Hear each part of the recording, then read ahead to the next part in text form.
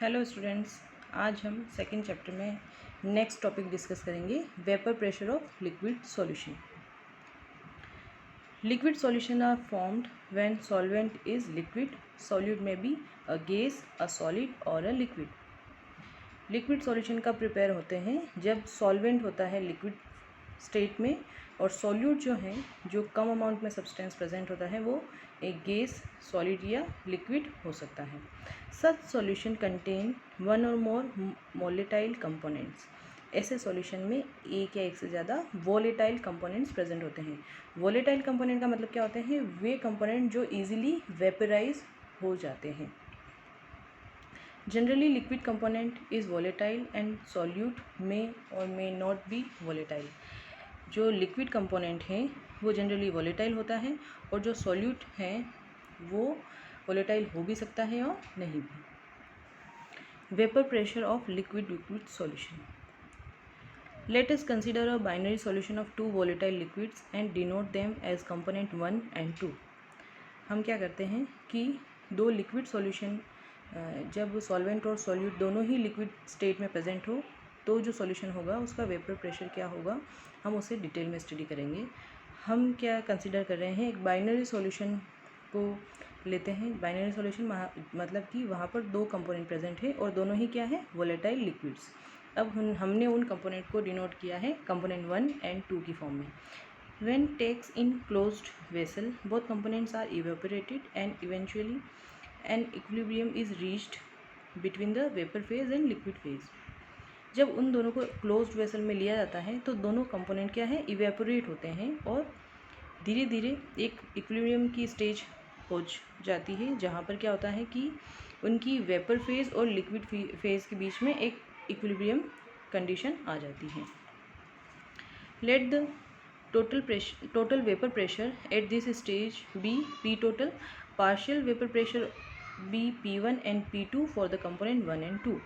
इस कंडीशन में जो टोटल वेपर प्रेशर है वो होगा P total और कंपोनेंट 1 एंड 2 के लिए जो पार्शियल वेपर प्रेशर है वो क्या होगा, P1 and P2। These partial pressure are related to the mole fraction x1 and x2 of the component 1 and 2 respectively। ये जो पार्शियल प्रेशर है, जैसे कि हमने हेनरीज लॉ में भी डिस्कस किया था, ये क्या होते हैं, कंपोनेंट 1 एंड 2 के mole fraction respectively x1 and x2 से रिलेटेड होते हैं। Raoult shows a relation between them. This relation is known as Raoult's law, which states that for a solution of volatile liquids, the partial vapor pressure of components is directly proportional to the mole fraction of component। अब यहाँ पर हम study क्या करेंगे, Raoult's law को। Raoult's law के according क्या होता है, किसी भी सॉल्यूशन में जहाँ पर वोलेटाइल लिक्विड प्रेजेंट होते हैं तो उन कंपोनेंट के पार्शियल वेपर प्रेशर उनके मोल फ्रैक्शन के डायरेक्टली प्रोपोर्शनल होते हैं। तो यहाँ पर दो कंपोनेंट हमने कंसिडर किए थे, 1 एंड 2। कंपोनेंट 1 के जो पार्शियल वेपर प्रेशर है वो था P1 और उसका मोल फ्रैक्शन था x1। इसी टाइप से कंपोनेंट 2 के लिए पार्शियल वेपर प्रेशर था P2 और उसके जो मोल फ्रैक्शन है उसको हमने क्या डिनोट किया था, x2 से। So according to Raoult's law, P1 is directly proportional to x1। अगर प्रोपोर्शनलिटी को हम, ये जो साइन है उसको अगर हम हटाएंगे तो एक कांस्टेंट आएगा, वो क्या होगा, P1 is equal to P1O x1। यहाँ पर ये क्या है, P1O is the vapour pressure of pure component 1 at the same temperature. P1O क्या है, प्योर कंपोनेंट 1, जब उसको सॉल्यूशन में मिक्स नहीं किया था, यहाँ सिर्फ प्योर कंपोनेंट 1 ही प्रेजेंट था, तो उसका वेपर प्रेशर है P1O। सेकेंड है for component 2 as like this, क्या हो जाएगा, P2 is proportional to x2 और यहाँ पर ये प्रोपोर्शनलिटी का साइन हटाने पर क्या हो जाएगा, एक कांस्टेंट आएगा, वो क्या हो जाएगा, P2 is equal to P2O x2। और यहाँ पर P2O क्या हो जाएगा, प्योर कंपोनेंट 2 का वेपर प्रेशर, जब उसे सॉल्यूशन में मिक्स नहीं किया गया है तो उस प्योर कंपोनेंट का वेपर प्रेशर। ओके, नेक्स्ट है according to Dalton's law of partial pressure, total vapor pressure over the solution in the container is the sum of the partial pressure of the components of the solution.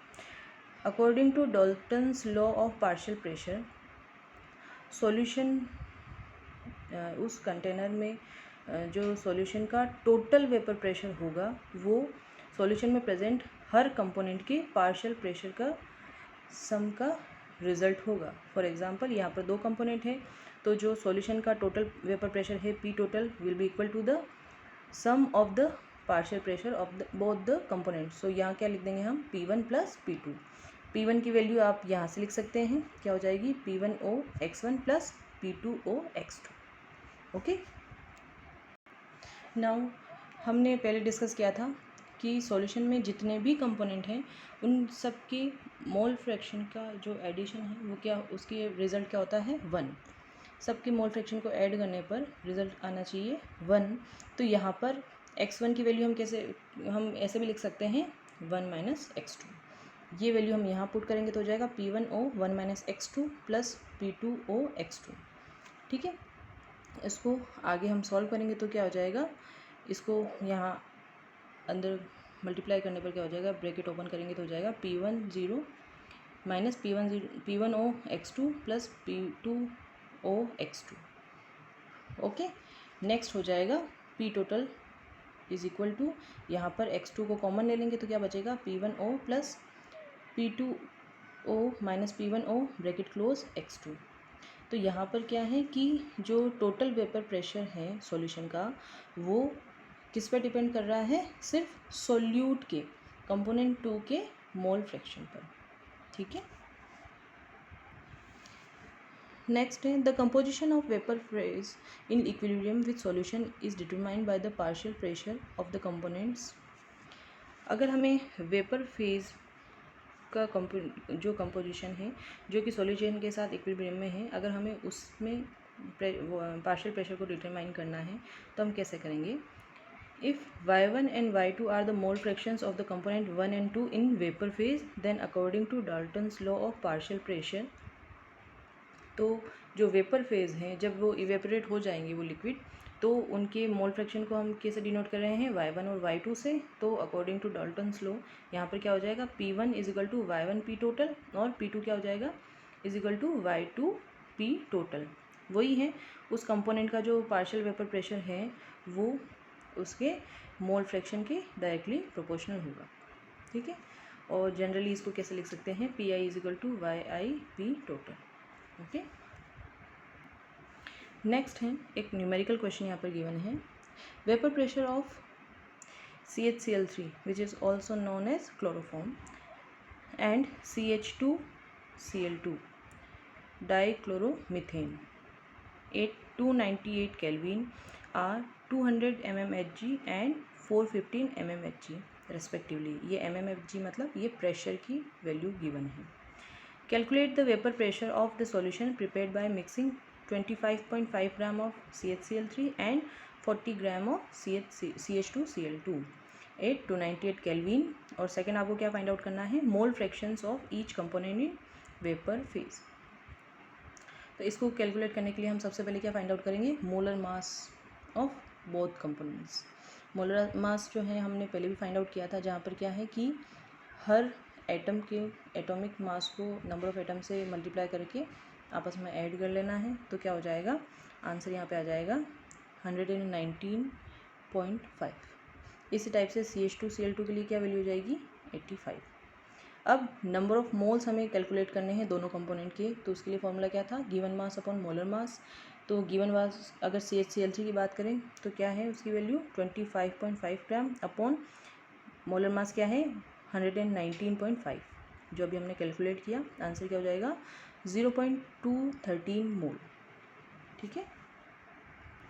Next है moles of CH2Cl2. ये भी वही होगा, given mass upon molar mass. Given mass है 40 ग्राम upon molar mass हमने find out किया 85. इसको solve करने पर आंसर क्या होगा 0.47. नेक्स्ट स्टेप में हमें क्या करना होगा, इन दोनों कंपोनेंट के मोल फ्रैक्शन को फाइंड आउट करना होगा. और मोल फ्रैक्शन के लिए फॉर्मूला क्या हो जाता है, फॉर कंपोनेंट 1 मोल फ्रैक्शन के फॉर्मूला हो जाएगा number of moles of component 1 upon total number of moles of all the component. ठीक है। फॉर CHCl3 मोल फ्रैक्शन हम कैसे फाइंड आउट करेंगे, इसके नंबर ऑफ मोल्स यहाँ आ जाएंगे, वो क्या है 0.213, और नीचे क्या हो जाएगा total moles of all the component, तो इन दोनों को ऐड करके हम नीचे लिख देंगे 0.213 प्लस 0.47, तो सॉल्व करने पर आंसर हो जाएगा 0.312। और इसी टाइप से हमें मोल फ्रैक्शन फाइंड आउट करने हैं CH2Cl2 के, तो वो क्या हो जाएगा 1 माइनस 0.312। अब 1 में से माइनस क्यों किया, क्योंकि हमने इससे पहले अभी ही डिस्कस किया था कि दोनों के मोल फ्रैक्शन को अगर ऐड करेंगे तो वैल्यू होगी 1, तो हमें इसको जनरली अगर इसके मोल फ्रैक्शन को फाइंड आउट करना है तो इसे 1 में से माइनस करने पर भी रिजल्ट आ जाएगा, और जो क्या आया है 0.688। नेक्स्ट है, जैसा कि हमने देखा था राउल्स लॉ में, P total is equal to P1O plus P2O minus P1O x2। अब यहाँ पर हम वैल्यू पुट करेंगे, ठीक है। अब यहाँ पर जो है ये क्वेश्चन में आपको ऑलरेडी गिवन है, P1 की वैल्यू क्या है 200 प्लस यहाँ पर है 415 माइनस 200 इंटू 0.688। x2 कंपोनेंट जो है वो क्या है CH2Cl2, तो इसके मोल फ्रैक्शन को हमने यहाँ पर लिख दिया है, ठीक है। इसको सॉल्व करने पर क्या होगा, आंसर आएगा 347.9 mmH। ओके, तो हमारा फर्स्ट क्वेश्चन जो है वो सॉल्व हो चुका है। हमें फर्स्ट क्वेश्चन में क्या सॉल्व करना था कि इन दोनों कंपोनेंट को मिक्स करने पर जो सॉल्यूशन बनेगा उसके वेपर प्रेशर को P टोटल को हमें कैलकुलेट करना था, तो आंसर क्या हो जाएगा 347.9 mmHg। सेकेंड है, आपको क्या फाइंड आउट करना है उसमें, वेपर फेज में दोनों कंपोनेंट के मोल फ्रैक्शन को। अब आप क्या देखेंगे, अगर वेपर फेज की बात की जाए तो वहाँ पर क्या हो जाएगा, इनकी जो लिक्विड फेज में जो मोल फ्रैक्शन है उसको P टोटल से हम मल्टीप्लाई करेंगे, इसमें भी हमने सेम यही किया, ठीक है। अब जो आंसर आएगा उससे हम क्या फाइंड आउट करेंगे, वेपर फेज में इनके मोल फ्रैक्शन को। तो मोल फ्रैक्शन अगेन वही चीज़ हो जाएगी कि उस कंपोनेंट का जो है total number of moles upon जो वो कंपोनेंट है उसका मोल फ्रैक्शन अपॉन टोटल, जो कंपोनेंट गिवन है उसके number of moles upon total number of moles of all the component. तो इस टाइप से हमारे दोनों आंसर आ जाएंगे, ओके। नेक्स्ट है Raoult's law as a special case of Henry's law. According to Raoult's law, vapour pressure of volatile component in a given solution is given by P1 is equal to XPO। Raoult's law के according किसी भी solution में जो volatile component है उसका vapour pressure उसके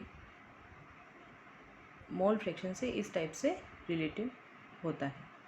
in the solution of gas in liquid, one component becomes so volatile that it exists as gas and its solubility is given by Henry's law। Gas के liquid में अगर solution prepare किया जाए तो एक component इतना ज़्यादा वोलेटाइल हो जाता है कि वो एज अ गैस एग्जिस्ट करेगा, और इसलिए उसकी जो सॉल्युबिलिटी है वो हेनरीज लॉ से दी जाएगी। और अकॉर्डिंग टू हेनरीज लॉ जो उसके लिए एक्सप्रेशन था वो क्या था, P is equal to KHX। अब अगर हम दोनों इक्वेशन को कंसीडर करें, ये राउल्स लॉ के इक्वेशन है और ये है हेनरीज लॉ की, तो यहाँ पर आप देखें ये यहाँ पर सेम है वेपर प्रेशर ऑफ सॉल्यूशन, यहाँ पर x क्या है मोल फ्रैक्शन ऑफ सॉल्यूट, तो यहाँ पर डिफरेंस क्या है P1O और KH का, हेनरीज कांस्टेंट और प्योर कंपोनेंट के वेपर प्रेशर का, ठीक है। सो if we compare the both equations, it can be seen that the partial pressure of the volatile component is directly proportional to its mole fraction in solution. Only the proportionality constant KH differs from P1O. Thus, Raoult's law becomes a special case of Henry's law in which KH becomes equal to P1O. तो इस type से क्या है, Raoult's law जो है Henry's law का एक special case बन जाता है, जहाँ पर डिफरेंस क्या है सिर्फ इन दोनों, यहाँ पर P1O है, यहाँ पर प्रोपोर्शनलिटी कांस्टेंट क्या है KH, हेनरीज कांस्टेंट, ओके।